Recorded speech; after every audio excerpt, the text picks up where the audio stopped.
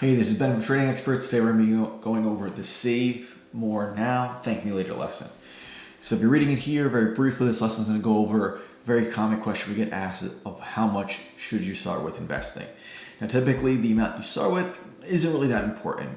The more important factor is how much you're going to save weekly, and that's usually the question that most people don't ask or even really think about. Most expect that they'll start with, say, $10,000 and they'll magically just grow that account over the years just from the profits. And some may, but it's simply a much slower process than the individual who starts with less and focuses more on saving weekly to grow his account or her account than just that initial deposit. So for whatever amount that you're comfortable with starting with, we're going to cut that in half. So we're going to say, and again, we're going to use this calculator here. You can find it at the end of this lesson as we go through it. You can see on this link right here.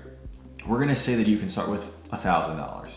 And in this lesson, we're going to walk through why we want you to start with half of that. And the reason for that being is, again, if investing is really going to become a part of your life, the amount you start with is going to be very inconsequential in the scheme of things. Now, on the flip side, if trading isn't for you and you find out that it's just not one of your interests and you do lose some money as a result, starting with less money than what you planned with, you'll probably be better off and happier with it as an end result.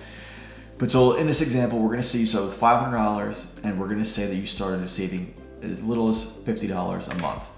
Now we're going to say you're 30 years old, you can be retiring in 25 years, and we're going to say you're just going to buy the S&P, which has averaged 7 to 8% over the last 100 years. We'll round down and say 7%.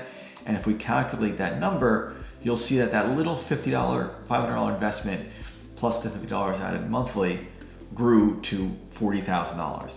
Now, the most important part when you look at this graph is it could be a little confusing the first time, is that by the 40th or the 25th year, you'll see that the value is approximately $40,000, but the bigger factor is the total contributions was only $15,000. So over that 25-year span, you saved $15,000, you invested that $15,000, and it grew to about $40,000.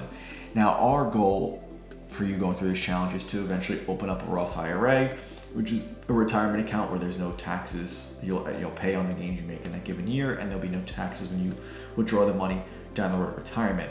Now, in that goal, you want to be saving about $500 a month to take full advantage of the Roth contribution, which comes out to about $6,000 a year.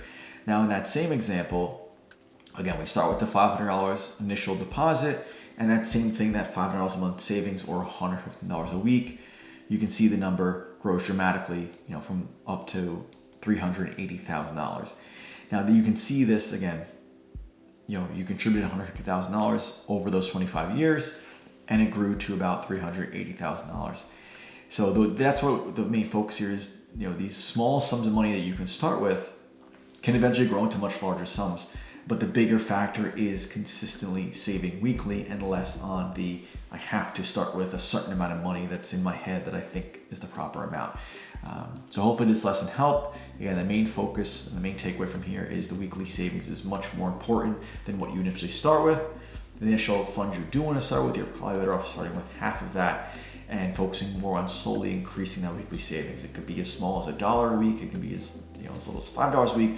But the main goal is to start with that tiny amount and consistently increase it over time, so those numbers continue to grow over the long term, where you can start to see some returns like this. So hopefully this lesson helped. In the video below, you can comment, what your future net worth will be based off your current savings plan. And let's get back to the next lesson, which we'll move on to the index card lesson, which is next in step 2.